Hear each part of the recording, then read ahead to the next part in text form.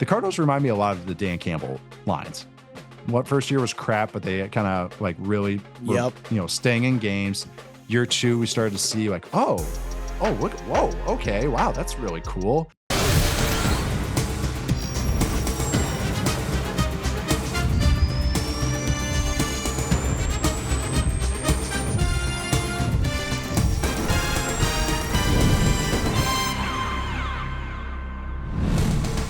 Welcome into the NFL on Fox podcast. I am your host, Dave Helman. Loaded episode for y'all today. Episode I've really been looking forward to. Obviously, we are heading into week 2 of the preseason. Plenty to look for as teams get their second action of the preseason. We've taken a look at things we're excited for week 2 of that. In addition, I'm going to talk about some overlooked teams, maybe some teams that aren't getting enough love in this preseason cycle. Basically, I'm going to use this as an excuse to, if we don't get to talk about these teams over the course of the regular season, we're going to make sure we do it here at the very least. You know the drill. If you're not subscribed, make sure you go do that. Spotify, Apple Podcasts. You can find us on all the social channels at NFL on Fox Pod. We're with you all season, all the way up until the Super Bowl in February.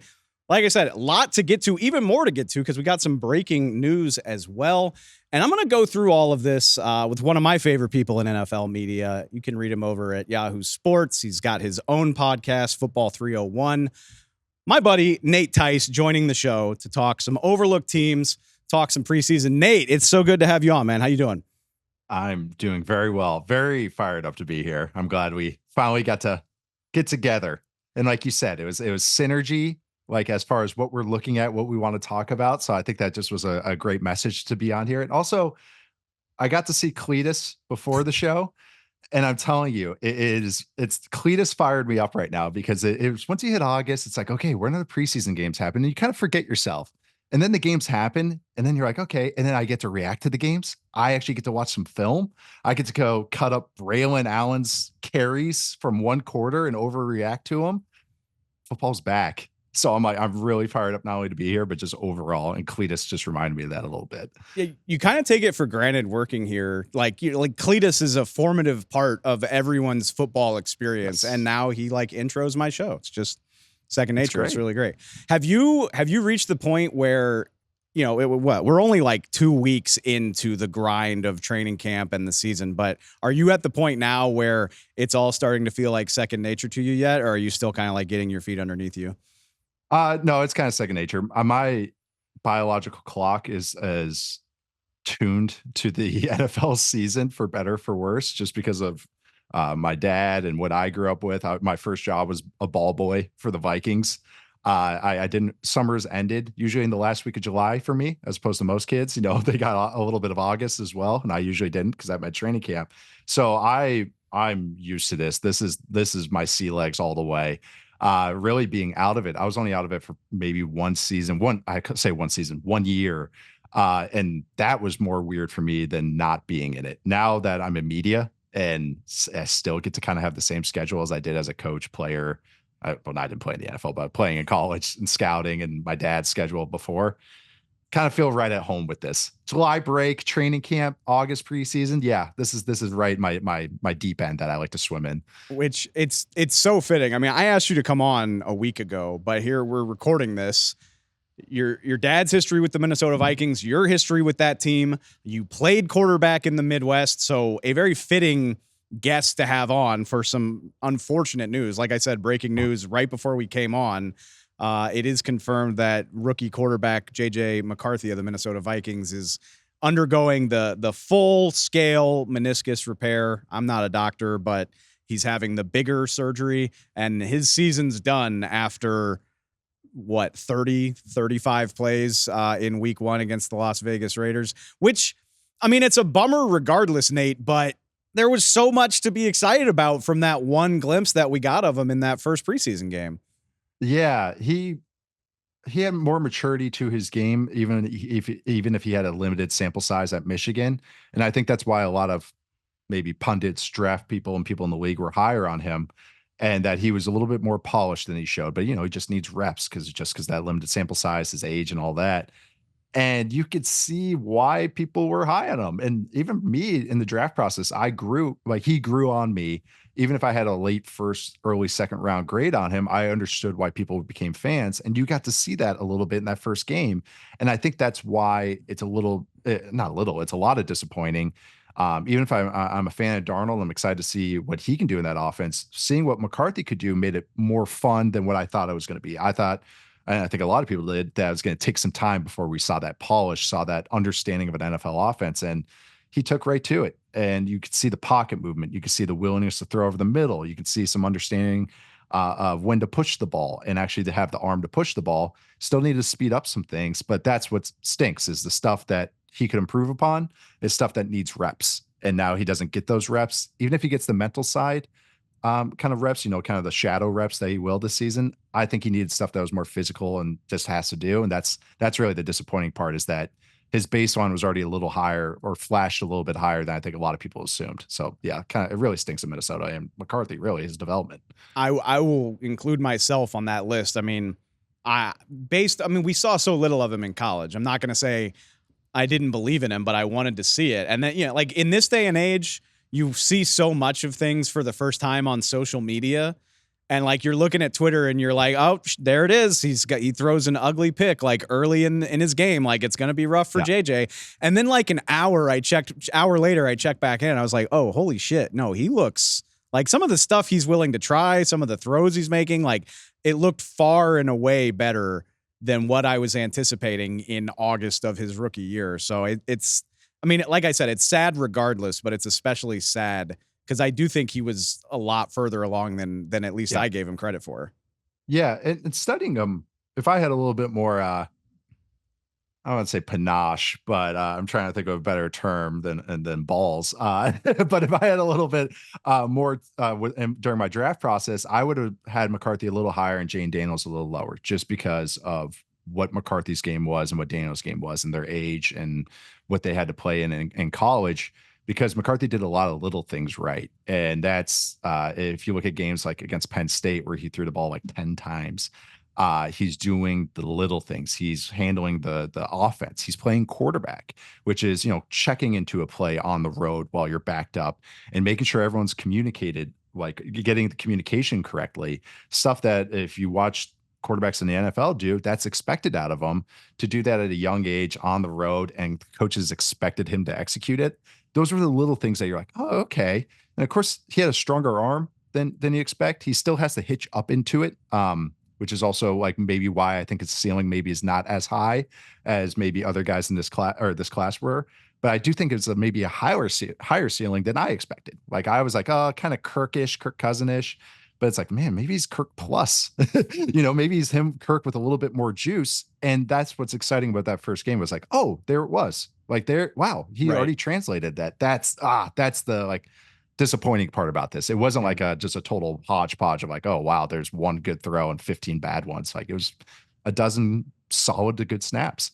One more heartbreak and a long line of them for Vikings fans. We'll be eagerly awaiting JJ's return in 2025. I guess the flip side of this, we got a whole thing prepped about what we're looking forward to seeing in week 2 of the preseason. I mean, does Sam Darnold jump that much higher on everybody's list because of this? Which, I mean, JJ is obviously going to get the headlines because he's the top 10 pick, but Sam Darnold had some really impressive moments in that game against the Raiders as well. I mean, for me, yeah, because I'm also like a sicko. But yeah, I'm a junkie for Sam Darnold. I chase that dragon of those flashes. But that's what I think. This is the most cohesive ecosystem, most complete ecosystem that Sam Darnold's been placed in, not including last year with the 49ers, where he was a backup and he started the one game at the end of the season, which he had some moments in that game as well. But that's kind of the key word with Darnold. It's moments. It's never been what highs he can reach. It's just consistency. I don't think he's ever been in a place where he's been able to mold or work on that consistency, like because of just everything falling apart around him, and maybe just a lack of higher end players. He's had guys like DJ Moore, he had CMC, but that offense wasn't CMC as we see it 49ers. It was just the same choice route over and over. Darnold could do it, but it's not like the most creative offense. He started at the end of his time in Carolina, and you saw, hey, All right, he's putting it together a little bit. Not the hardest asks, but he's executing. And you see, he's also what I'm really excited to see in this Vikings offense is use of his athleticism.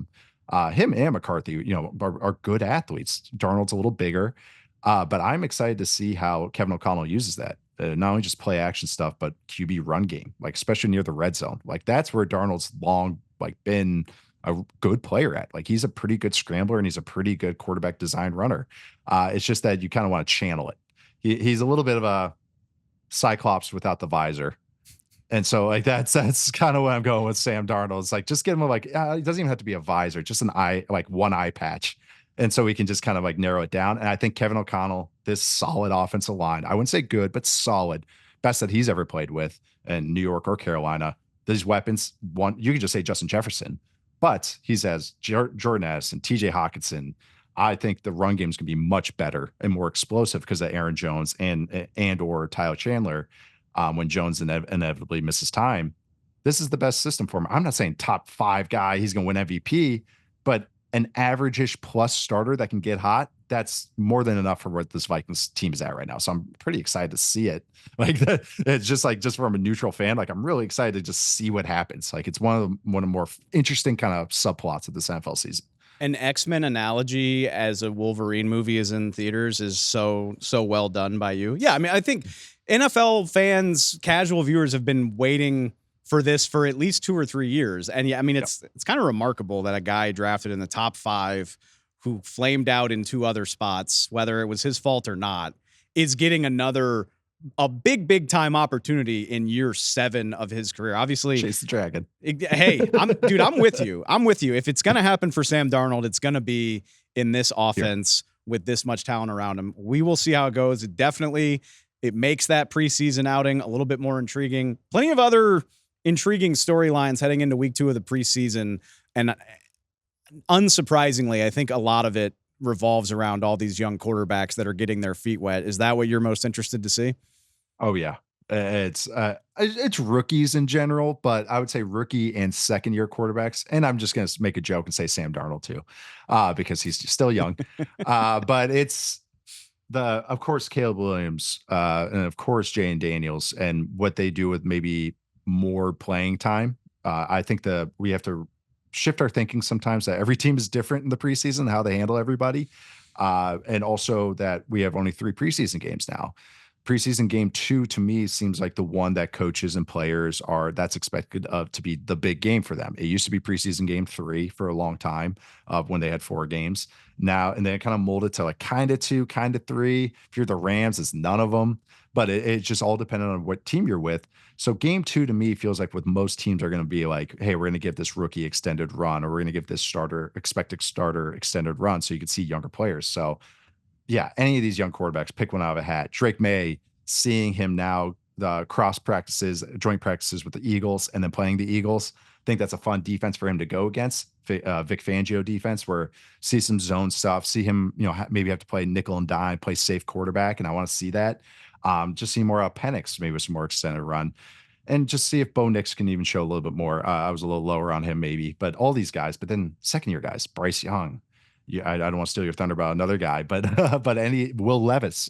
I'm really interested with him with the Titans this year, and I just want to see more. So yeah, young quarterbacks. I think just grab one out of a hat. I'm excited to see it. You can steal my thunder because I know you're a big Anthony Richardson believer. I'll be blunt. I mean, there's 16 games happening in a 2 or 3 day span. You're it's like a ping pong or not ping. It's like pinball where you're just looking around trying to keep track of everything. I straight up didn't realize Anthony Richardson even played until like the day after the game. Cause I'm watching Trey Lance and the Cowboys. I'm seeing all this stuff about Bo Nix and what he did for the Broncos. And I was like, oh man, I can't wait to see Anthony Richardson when he gets in. And then I pull up the game and I'm like, oh, he's right here. He played 2 possessions, but it was a grand total of 7 snaps. The Colts went 3 and out, then they go 4 and out. I think he had a chance to throw 2 completions. So of all the young guys, it felt like the most incomplete look of anybody that we got at Anthony Richardson. So really, I'm hoping for more run in week 2. I believe the Colts are going against the Arizona Cardinals, if I have that right. Yes, they are. Sounds right. Arizona Cardinals. Yeah, good opportunity for him at home again. I want to see a little bit more. Like you said, I think this sort of feels like the third preseason game where you might give guys as much of a half. I'm here for it because I want to get a closer look at what AR looks like this year. Yeah, and especially against that Cardinals defense, that's going to be interesting this year. They're going to be a little funky, so that's going to just file or style matchup as well. It's the sample size stuff, like you said, 7 snaps. A typical football game has about 60 snaps, give or take, on each side of the ball. So that's 1/10 of a one game that we usually see. We have hot takes off of. I mean, how many Dak Prescott conversations do we have to have? Right, like he's over 30. We're still having them, but we managed to anoint guys or bring them down off of 1/10 of one game sometimes. And that's why, even for me, that's like getting excited or lower on some guys. It's like, gotta chill, like just relax, like woo-saw, all these things. And also all these guys, it's context too. A 1 might be going against a 2, might be going against a 4th stringer. Like we don't know where these guys really are on the pecking order. Like, coaches might be trying stuff. Like this is one of my funniest kind of recurring jokes I think I see is the Packers. Not my funniest recurring jokes. I think the funniest recurring jokes that I see in the league, I should say, is the Packers have Christian Watson lead block like on the first play, like every game of the preseason, because they're testing him every single time. And I just think it's like the funniest thing, because they're just each time going like, can you block? All right, we're gonna have you do it. Are they gonna do that in the regular season? I don't know, but it's just like a funny, like, coaches are trying stuff. So that's why it's always just grain of salt, kilogram of salt, really. it's a lesson that we'll never learn, but Nope. I'm okay with that because it's such a long wait for football. Like, who wants to wade in when you can cannonball in with some crazy takes? Which I'm with you. it feels like a perfect segue, because that's what the meat of the show. I knew I wanted to talk to you about this because we were joking about this before we came on. You consume enough content. I'm constantly reading and listening to takes about the NFL. And I feel like you and I are on the same page with a lot of this. I was like laughing to myself about the way we see certain teams. So I wanted to have you on to talk overlooked teams, maybe teams that we think aren't getting enough shine, teams that we think are going to be friskier than they're getting credit for. So I'm going to go through it. I think we're going to start with my guys. We'll get to the teams that you want to talk about. And spoiler alert, there is a little bit of overlap here because you and I, like I said, I think you and I have a lot of the same opinions. Even my honorable mention, it was I think, overlap. So I'm going to start actually with your local team. And if I never talk about them again, because I might not, because they don't have a settled quarterback situation, can we talk about the Las Vegas Raiders? Because I feel like if there is a team that is just absolutely not getting any credit, I think it's them. And I get it. When Aiden O'Connell and Gardner Minshew are competing for the starting quarterback job, it's not overly sexy, especially when you share a division with Patrick Mahomes. But am I crazy if, other than that very, very, very glaring problem, this is a pretty solid team, and I feel like nobody is talking about them that way? Charles McDonald and I have kind of managed to drop in references to the Raiders in like different ways. So Charles gave him a top 10 defense nod when we did our top 10 defenses show, which I thought was an inspired choice. But also he did, I do love watching. I'm a sucker for rankings. I really am. Like that. Like, I just love rankings. Gets the stuff, people like going, movies, board games, quarterbacks. I hate doing them and I love them at the same time. But but then we did teams that make us sad. It was a little harsher than that at first. It was one of teams that wanted to make us bleep ourselves, but then it was teams that made us sad. And and what really the Raiders discussion was, man, you look at this roster, look at the tight ends, Brock Bowers, Michael Mayer. You look at the back, okay, but look at the receivers, Jacoby Myers, Devontae Adams, the defense, Christian Wilkins with Max Crosby. Patrick Graham's pretty cool as a defensive coordinator. All right. Gardner Minshew, Aiden O'Connell. Mm-hmm. And it just wah. Like, that just kind of brings you back down. And that's, so I know I want to talk about the Raiders, and I'm exactly in the same boat as you. It's like, I want to mention them because this is an interesting team, but I might not talk about them again for 3 or 4 months until I'm like, hey, what's going on with my local team right here? But yeah, I'm with you on the Raiders, is that I do think they're interesting. I think defense could be really cool, but The quarterback situation just is it's not inspired. And I want to be clear. Like I'm not picking the Raiders to make the playoffs. I do think they are a better team than they're getting credit for in totality. I mean, Max Crosby and Christian Wilkins are going to play together this year. And by the way, Malcolm Kuntz had 8 sacks on that line last year. So you add another premium pass rushing, space eating asset to that line. That's really fun. Robert Spillane, a really fun player who had like a completely unsung season last year. I can't get you to full belief in the Raiders. I get it because the quarterback situation is what it is. But man, like this, I feel like this team's going to be a pain in the ass for people to play. Like that's basically what I'm trying to say. And I think they run hot, cold sometimes, kind of based off the head coach too, which I think is fitting. But I'm with you. I think they're like a frisky team is actually a good way to describe them, which we did a show on. But that's how they feel to me as well. Even if the quarterback situation is a question mark, I do like them. All right, let's keep it in the desert locale for my number 2 team. As soon as the draft ended and I saw what they had, I'm really a fan of what the Arizona Cardinals are doing right now. And again, sometimes I feel like a crazy person when I bring that up. I get weird looks, but Kyler Murray looked like Kyler Murray when he came back from that injury last year. Paris Johnson Jr., I know he's flipping from right tackle to left, but that's what he did in college. That's what you would assume he's going to continue to be good at. You got young pass catchers to go with, by the way, Marvin Harrison Jr., supposedly a generational receiver prospect. And Drew Petzing, the OC in Arizona last year, did a lot of fun stuff with guys like Josh Dobbs playing quarterback. Again, I don't know if I can get you all the way to Arizona as a playoff team, but Nate, a calendar year ago, we were doing bits about, are the Cardinals tanking? Do the Cardinals know how bad they are? And what I'm trying to tell you right now is I see this as a team that's going to flirt with wild card contention. I'm right there with you. Yes, spoilers. I know you are, and I'm so excited to talk about it. Spoilers. I know. It's kind of I got a nice little like Joe DiMaggio streak of shows so far of how much I've mentioned the Cardinals. Just one mention every single show I'm on. But this is a team that I think others are getting with us because they went from 5.5 wins to 7.5 wins. Projected, which are the win total, I should say, which is very interesting. But I'm very excited about the Cardinals. I think Kyler is locked in. When I went to 2 practices a couple of weeks ago, and yes, it's just 2 practices, but watching them in training camp, based on expectations and based on what I've been hearing about how he's been locked in and really taking to this offensive coordinator and this offense, then watching him in practice and him really working. Any moment that he could work, he's throwing to somebody. He has his helmet on. He's doing all the little thing stuff.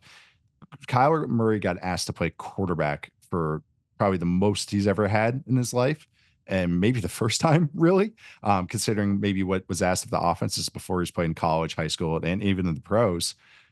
Man, he took right to it. He's doing under center stuff. He's handling protection stuff. He has a great chemistry with Trey McBride right now, which has me excited as well, the tight end.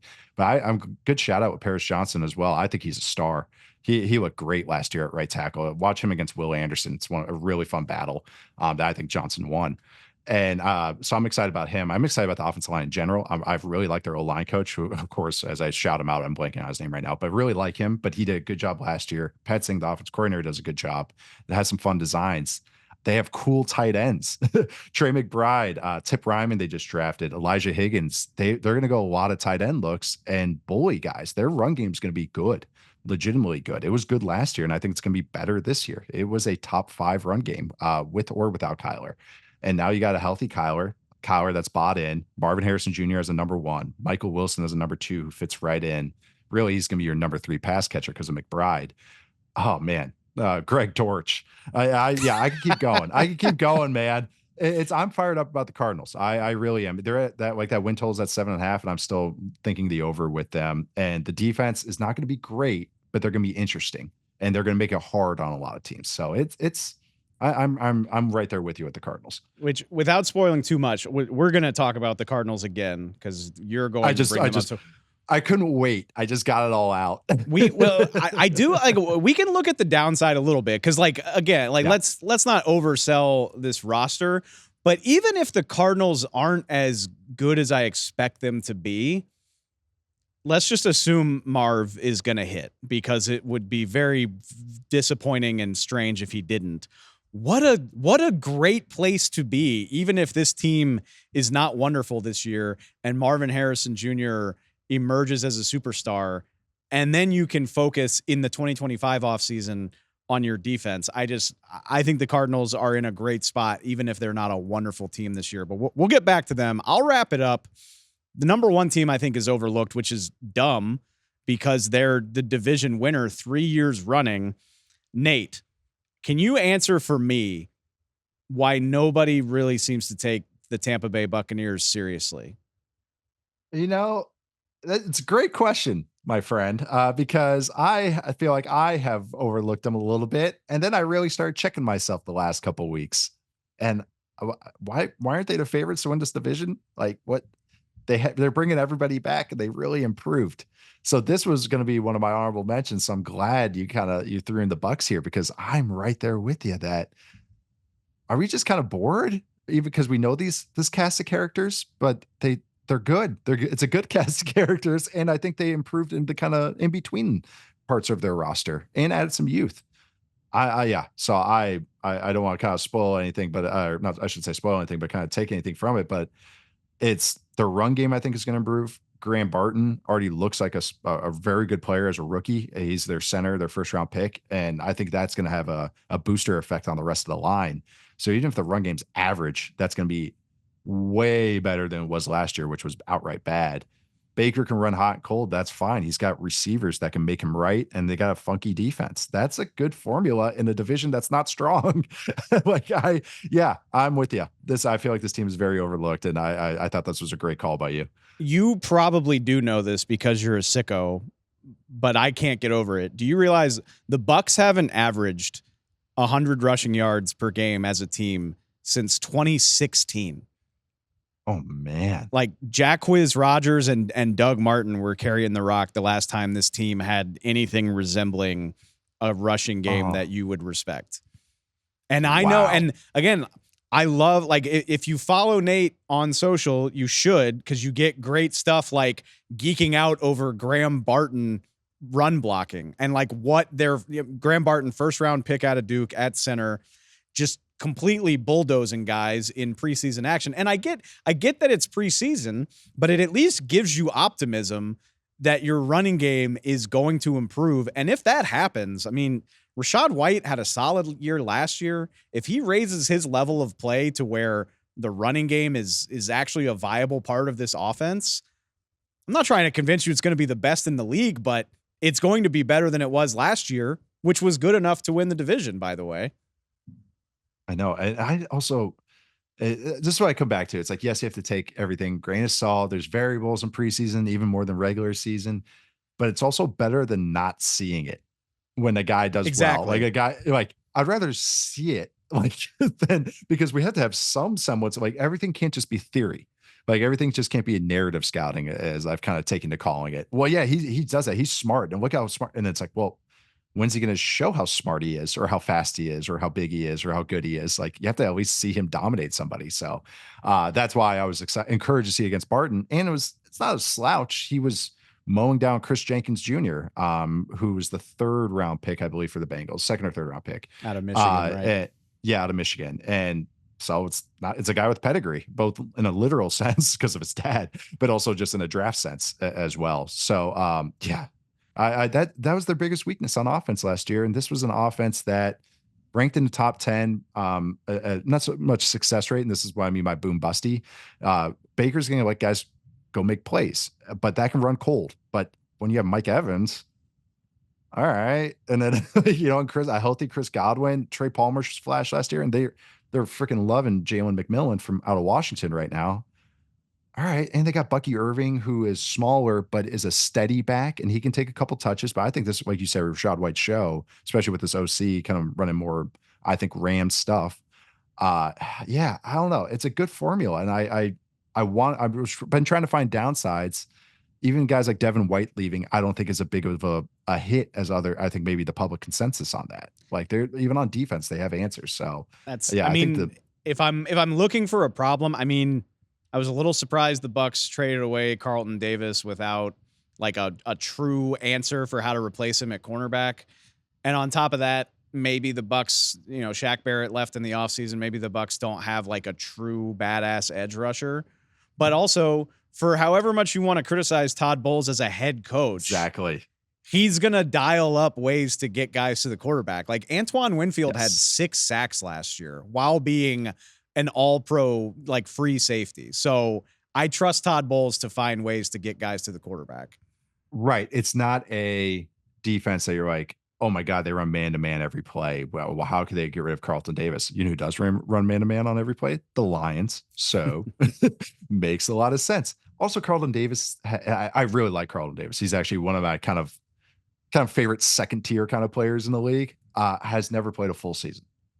He's played 12 games last year, 13, 10, and then 14 the year before that. But you kind of just, you nailed it. It's that Todd Bowles can mask maybe not having those aces as a corner and aces as a pass rusher, as long as he has good.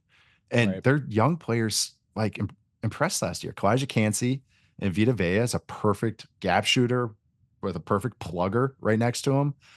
Joe Tryon had some nice moments and Logan Hall some nice moments. So like they have at least some guys to make it like greater of the sum of their parts than maybe just having that ace pass rusher. Maybe like thinking like a team like maybe 49ers don't count because they have Hargrave. Well, yeah. But maybe a team that has just one ace and a couple other guys like B- cast guys. They have like a nice little B's and B pluses. I think you're 100% right. Like I think it's A, boredom, and B, like we know the stats. Like half of the playoff teams in a given year are going to flop out. Like you're not going to have the same 7 teams that you did last year. And the Bucs are an easy target because they only went 9-8 and Atlanta has Kirk Cousins now. But if I'm being honest with myself, like looking at the 4 teams in the NFC South, I'm just like, I think the Bucs are pretty clearly the best team in that division. Whether that means they repeat, I don't know, but it looks pretty obvious to me that is the case, and I just don't feel like people are talking about it that way. Yep, that's been. Thank you for summarizing my August. That's what it's been. Like the Buccaneers, like, am I just been low on this whole time? It's just been staring me in the face. But so yeah, I'm right there with you. We'll see how that ages. All right, take me over to your list. We'll go from 3 to 1. See who you think's getting. Yeah, talking about things aging. Well, these are the best ones because I took off my Giants defense because I was like, I'm still worried about the offense, but I'm excited about the Giants defense too. I think they're gonna be a little bit better than people are making them out to be. That pass rush is gonna be so fun. Yeah, I also have to make sure what I sent you guys as my number 3, so I don't ruin the order here. But I believe it was the Patriots. Okay. Yeah. Okay. I'm guessing I've heard you mention the Pats several times this summer. Give me the spiel because I'll be honest with you, I don't really see it. It's more. They are projected right now, not projected, but the betting win total right now is at 4.5 wins, and I just think that's outlandishly low. Because of their defense. And that's where really it's doing a lot of carrying of this take for me, is that I think this defense, even without Christian Barmore, is a defense that I think is easily top 10. Losing Bill Belichick, yes, is not something you would say, oh yeah, we're still going to be okay. They have guys that have been in this defense, have guys as far as players and play callers who've had significant input on game planning and play calling the last few years. So that's what it is you're returning a lot of the same characters that, yes, aren't stars maybe elsewhere, but maybe in this defense they are. And they're returning a guy like Christian Gonzalez, who only played a little bit of his rookie year, but looks like a star. They have guys like Matthew Judon, who might be traded, might be not, whatever, but hopefully he comes back because that's another guy that they didn't have full time last year. So they have what I think is going to be a very good defense, and very good defenses give you chances more than 4 games, 5 games. I think that's more than half your games. Offensively, yes, this is the downside. Jacoby Brissett, first off, if he starts, way better than people are making him out to be. He's been the Browns' best quarterback the last X amount of years. But also he is, I think, an average-ish starter if he has to start. But I think that's kind of led me to, why are you lower than like the Broncos and like the Panthers? Like just looking at things like quarterback and defense and things that kind of hold up for an entire season. Offensive line, that's the big thing. That's kind of bringing everybody down here. I'm high in the offensive line coach. He's a Bill Callahan guy, and I've heard good things, but their talent is a year away before they're actually like even could sniff average. I don't think they're going to be porous because I don't think their offense is going to be chuck it 50 times a game. I think they are very understanding of what their personnel is. And I think it's going to be a lot of dirty work stuff. It's going to be a lot of run. That's why I'm high on Ramondre Stevenson, fantasy and real life terms, because I think they're going to feed them. And I think this run game is going to be doing a lot of that, a lot of play action.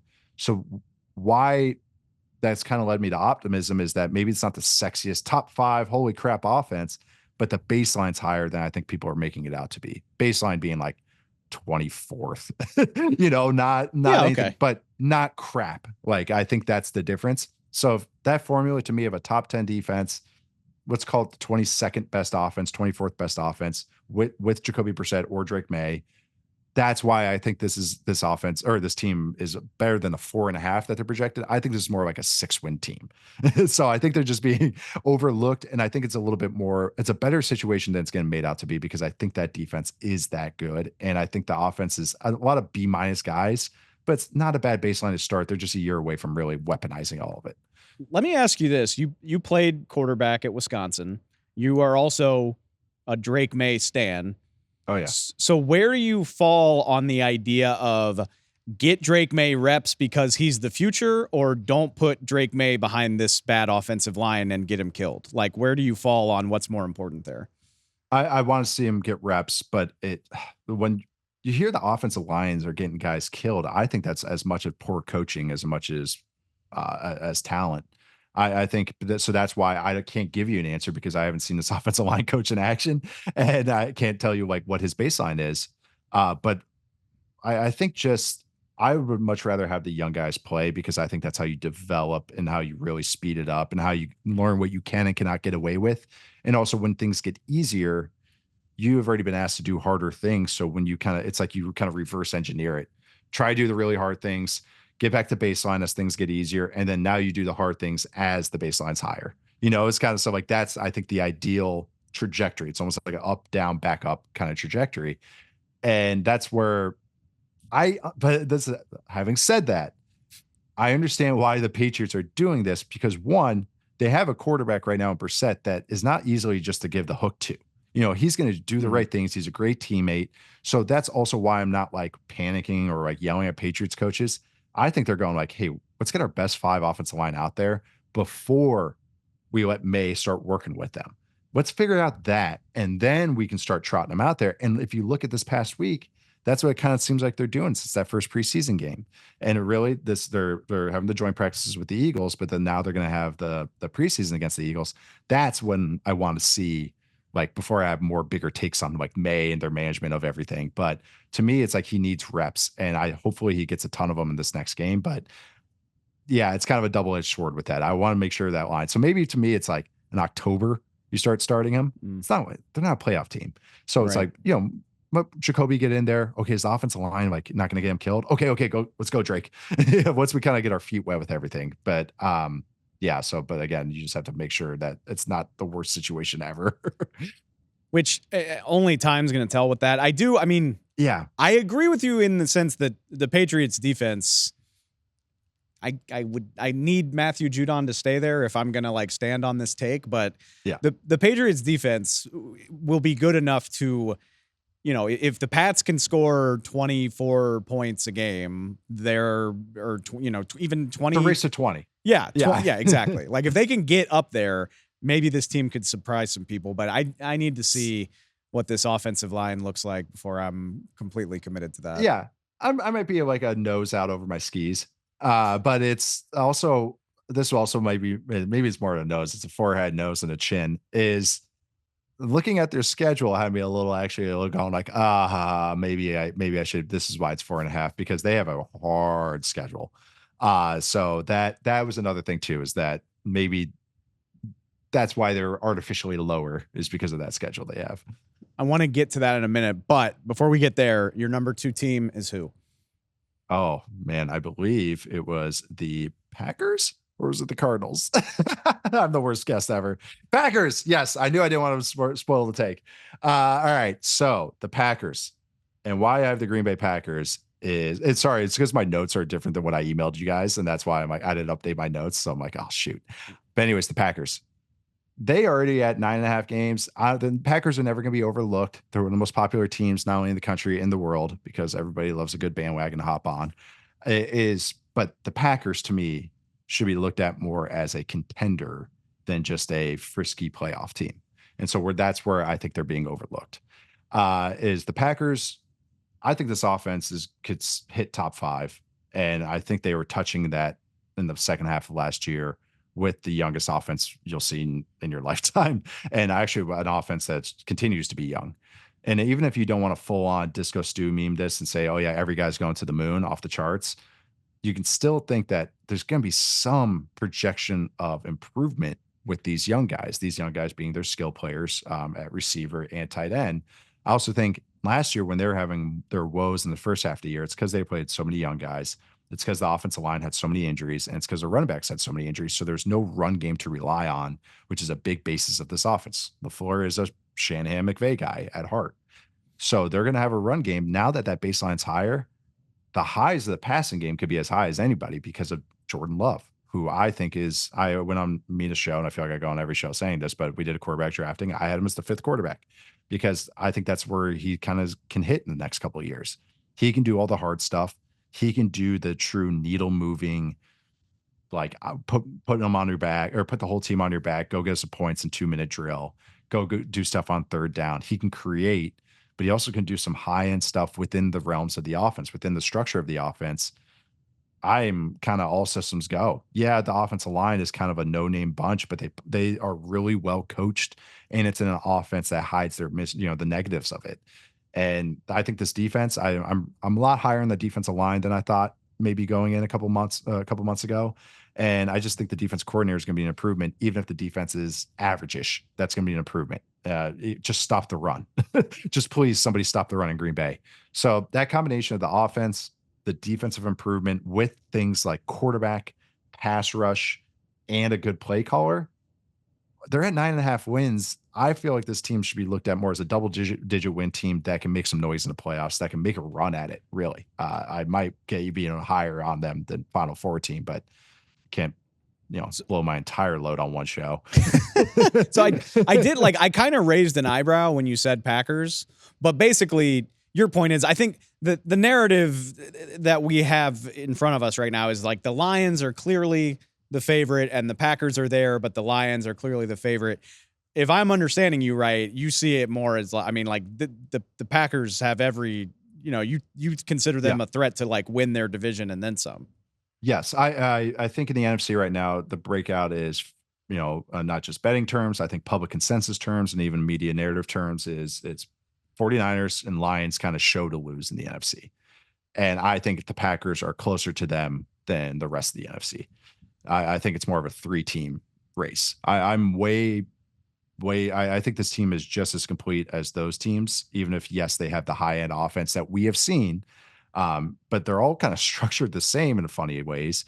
And yes, the 49ers defense has touched highs that these other defenses have in the last few years. But I just think the micro improvements, for lack of a better word, not even macro improvements, because it's a whole freaking defensive scheme change, plus the improvements on the offense, like just everybody getting a little better and much better, and just a quarterback that can do it. And I believe he can do it. I don't think it's just, I don't care about the sample size, because even when things weren't going as well, he was doing it.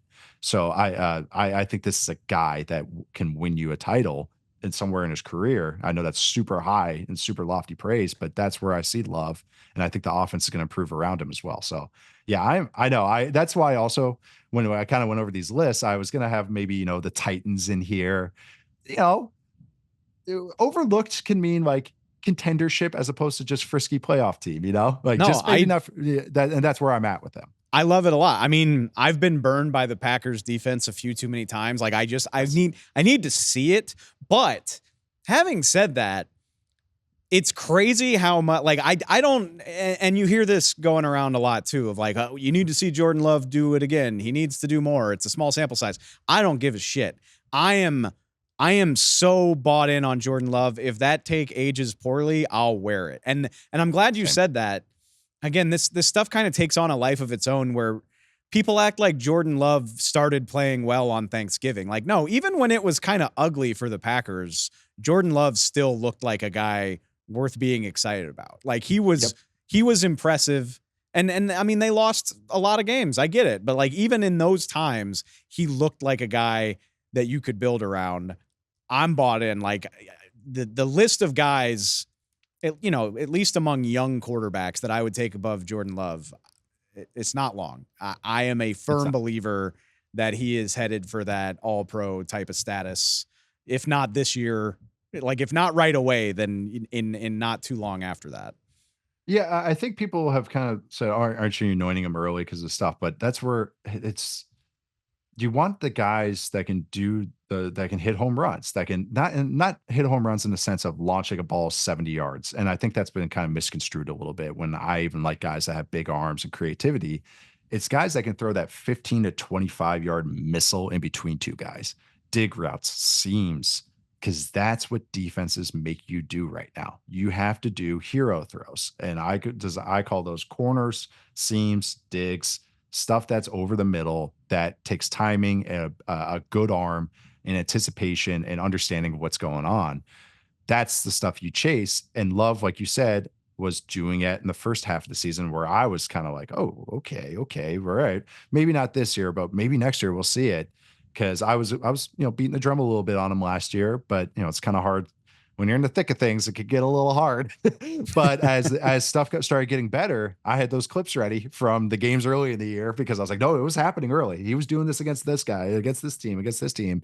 But you get to see when others around him improve, you could see more consistency. So yes, he still has the high end stuff, but now the singles and doubles getting on base are starting to add up. So now it creates, I'm using so many cross sports analogies here, but now it creates more runs, more points. It's just the efficiency's matching the explosiveness.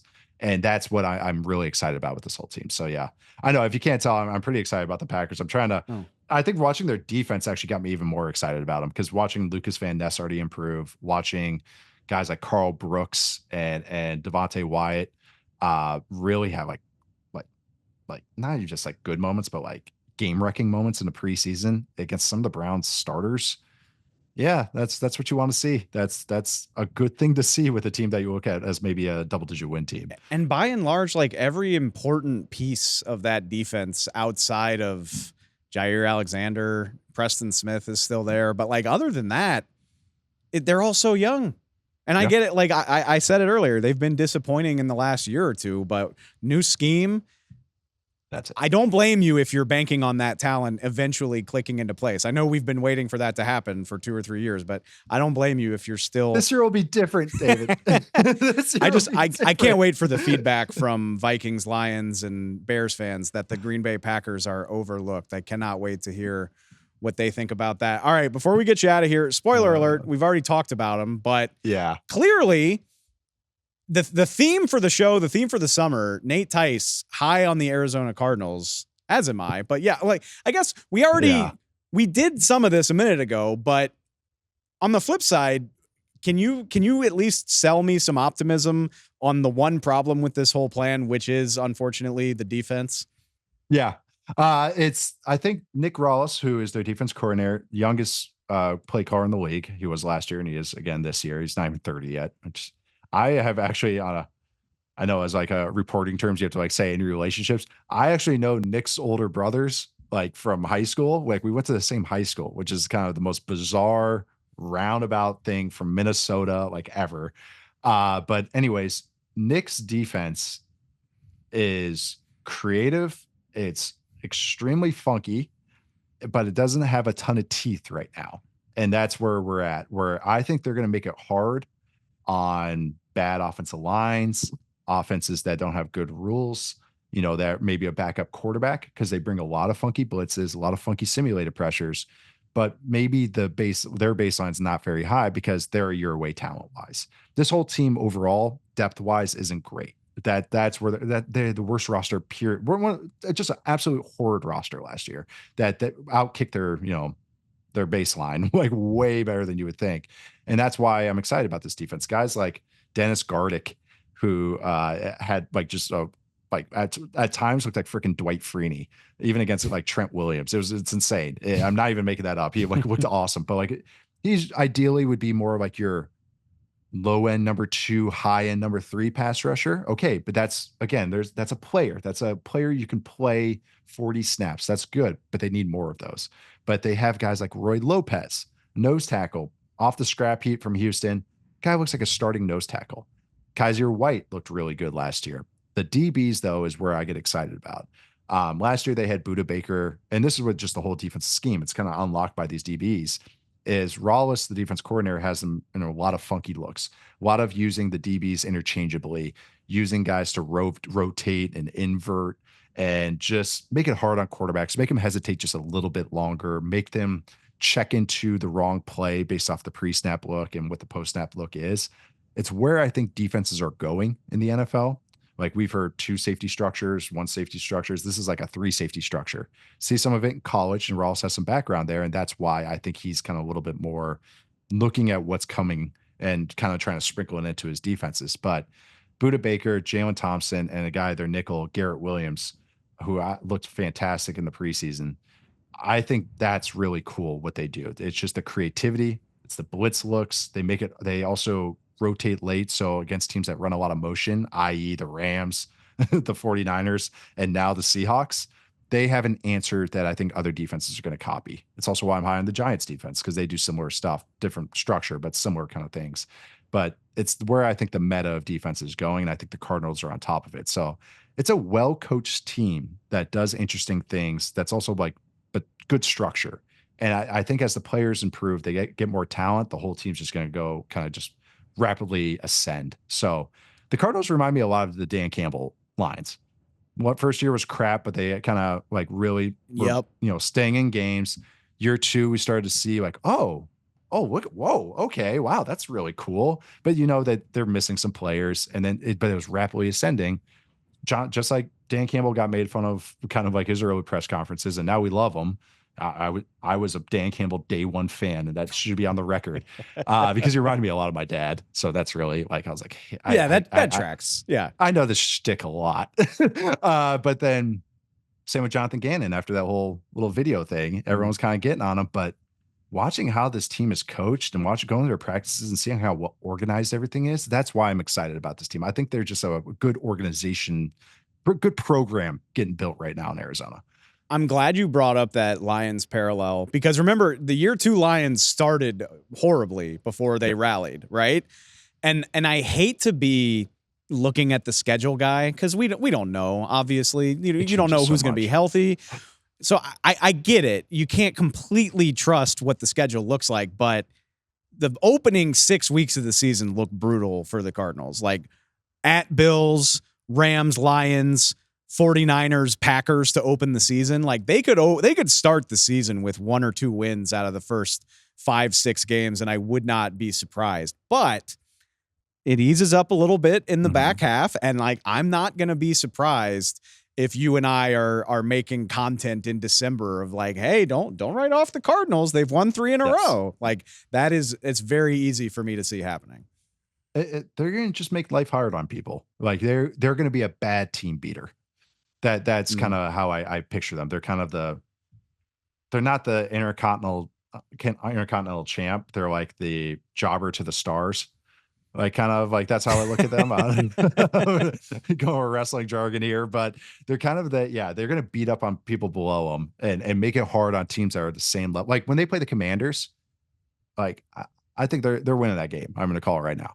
Yeah, because total styles make fights thing. Like where I see, well, also it's the Cliff revenge game. The Cliff Bowl. Yeah, Cliff Bowl. But because of how their defense is and what I think the Washington offense is going to be, it's like I think they're going to like make their life really hard. And so it's like that's where I think they're going to beat up on teams like that. But that's I'm keeping a big eye on the Cardinals. I can't help myself. I wish I could just talk myself out of it, but I'm just like picturing little things. It's like, oh, if they go 3 tight ends, Marvin Harrison Jr. is the lone receiver. So now they can't double cover him because they're going to give, James Conner down their throat. Like just little things like that. Like it's clicking. Like, I'm like, oh, I see what this, maybe it's fan fiction, but I'm seeing, the actual writers kind of writing the same fan fiction I am. So I think that's where I'm getting excited about it. I'm glad to have somebody on the bandwagon with me. As always, if these takes age poorly, we'll just show. We'll do our best to forget it ever happened. And if they age well, we'll clip this out and put it on social and blast it everywhere. So,